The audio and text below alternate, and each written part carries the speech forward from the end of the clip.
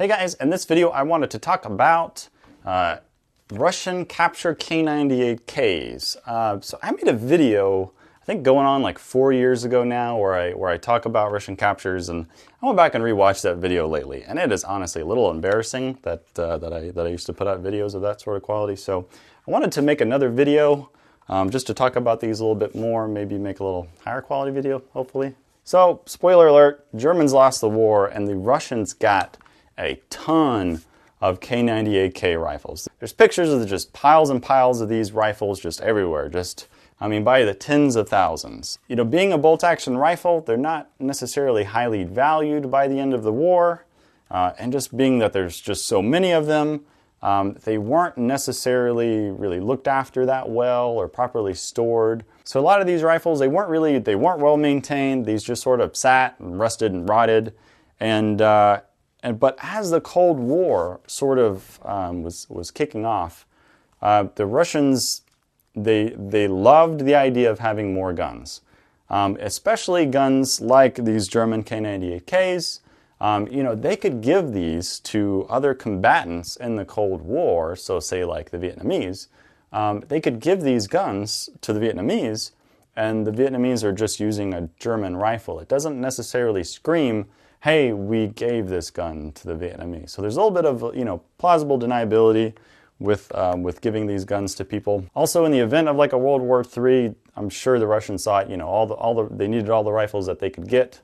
So they implemented a program to refurbish their huge stockpiles of K98K rifles. Now, the Russians did not care at all about matching numbers. They didn't care.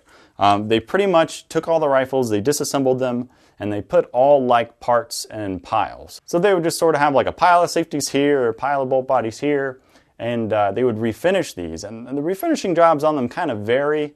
It's not like exactly a blue finish. It's sort of like a blackening, and sometimes they were sort of blued. Like this one almost looks blued. And when the Russians reassembled these rifles, they didn't really look for matching numbers. They would just grab a bolt and grab this piece and this piece and this piece and this piece. So the numbers would be totally mixed up. They'd assemble one of these rifles, and then if the rifle worked, they would sometimes etch the serial number of the gun into the various parts. Now, there's so much variation with Russian captures, like with a lot of these post-war Mausers. You could find a Russian capture gun that has no electropenciling, and the only way you could tell it is because of the X on the receiver. Sometimes every part will be electropenciled. Another thing they would not do is whenever they would re-blue or black these rifles, they would not polish up the top of this rear sight. So this whole rear sight is black. Now the Germans, they would polish the bluing off the top of this, sort of to add contrast to the numbers so they'd be easier to see. So if your top of the rear sight's the easy way to identify a Russian capture. If the top of this rear sight is blacked, it's probably a Russian capture, or just somebody refinished it and didn't know or didn't care about returning it to the original sort of condition. And you probably noticed by now this pretty terrible finish on the stock. And that is because the Russians, when they went through these refurbishment programs after the war, they shellacked these guns. Now, K98Ks weren't the only guns that they refurbished. They refurbished their M9130s, but they shellacked everything. And Aaron actually dug through, I don't know exactly why he did this, but he dug through old, I think from the 1950s trade agreements with the Soviet Union and India, and found a trade agreement between the two countries where India supplied the Soviet Union with shellac. And before then, the Soviet Union wouldn't have had shellac to put on these wood stocks. So when the stocks are shellacked like this, it's a post-war refurbishment done by the Russians. Again, not all K98Ks are going to be shellacked. The one in the other video wasn't shellacked. This one is, and it looks pretty ugly, but that's just the way these guns were done by the Russians. They weren't thinking about aesthetics. They were just thinking, hey, if we put shellac on it, the wood won't rot as easily. And pretty typical of whenever you see these guns in the U.S., these won't have a cleaning rod, and these won't have a sight hood usually, unless somebody put them on the gun. The rumor that I heard about why you don't find these on there is because there was some sort of arms agreement that the Russians signed, and they decided that if they took the cleaning rod, the sight hood, and the capture screws out of the gun, then it wasn't like combat worthy, and so then they didn't count it as like a combat arm. So I don't know if that's true or not, but that's just a rumor that the Russians would took those off, threw them away. That way they could not have to claim these as guns anymore. This stock is also not correct for this gun. So a late war 1944 production stock would have a cupped butt plate. This is a flat butt plate from an earlier Mauser rifle. Again, they didn't care. They just threw stocks on guns, and if they like the way they fit fine, then they would number these things. Let's take a close-up look at this K98k and I'll show you some more details. So let's start off by showing you this infamous X that you'll find on the receivers of these Russian captures. Sometimes you'll see two X's, one up by the top and then one down by the serial. This X kind of seems to be sort of in between, so you only put one on there. So actually this is not technically an X. It's a Russian symbol for which just signifies two crossed rifles, meaning that this rifle is battle ready.